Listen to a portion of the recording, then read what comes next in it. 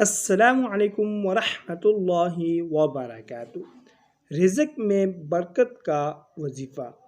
حضرت مولانا شاہ عبدالغنی پھول پوری رحمہ اللہ نے فرمایا کہ حضرت حاجی امداد اللہ رحمہ اللہ سے منقول ہے کہ جو شخص صبح کو 70 مرتبہ پابندی سے یہ آیت پڑھا کرے وہ رزق کی تنگی سے محفوظ رہے گا، اور فرمایا کہ یہ بہت ہی مجرب عمل ہے۔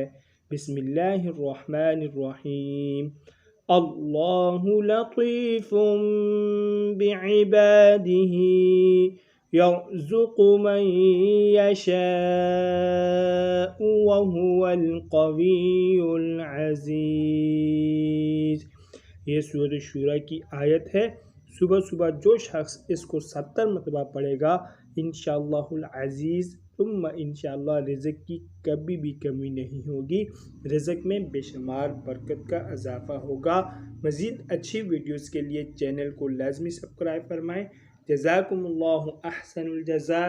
طالب دعا قاری محمد آصف۔